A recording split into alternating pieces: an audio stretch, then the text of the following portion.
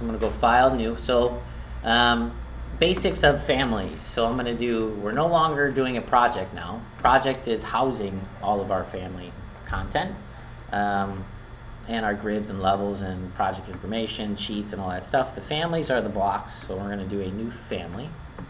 Now the one that exists currently, that box, is is a massing file.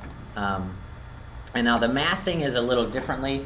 Conceptual masses are used more for building form, because I have more of a sculpting environment. So when we get into divided surfaces, we'll talk more, and modeling, we'll talk more about kind of this free flow form kind of modeling. It's kind of like SketchUp. It's kind of like a plugin, SketchUp plugin for Revit and the massing environment. It is a family, but it's a very, very, very, very unique family. You can do all the operations that you can do within these families, within the massing family as well. But I always start with these ones that say generic model, right?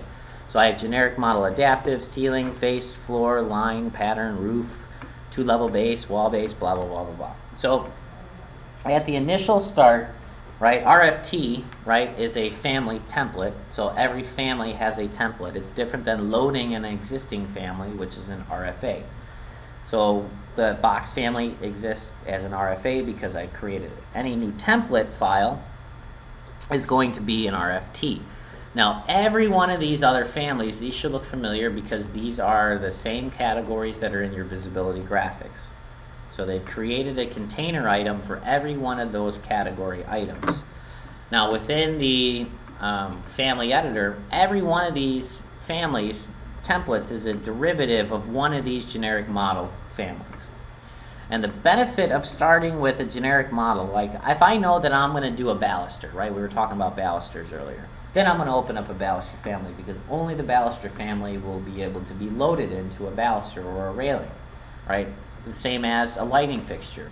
Lighting fixtures will be the only ones that allow me to put any type of rendered light or IES lighting, right? So each one has a little nuance to it, but it all is a derivative of this typology. So, and the typology is that I'm going to do a generic model wall base. So it's one, what is the family, and then two, how is it hosted?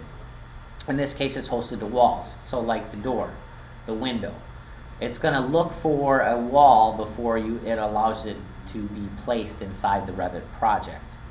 Same thing with a roof, right? It's going to look for a roof element before you're allowed to place it into the Revit file, right? That's not going to, if there's no roof, you can't place that family. So whenever I'm doing any modeling, I'm always either doing it as a face-based or a generic model, right? Face-based will pick any face, right? As long as I have some other geometry in there, it'll allow me to place it. And it'll also let me place it on no geometry and let me use a work plane.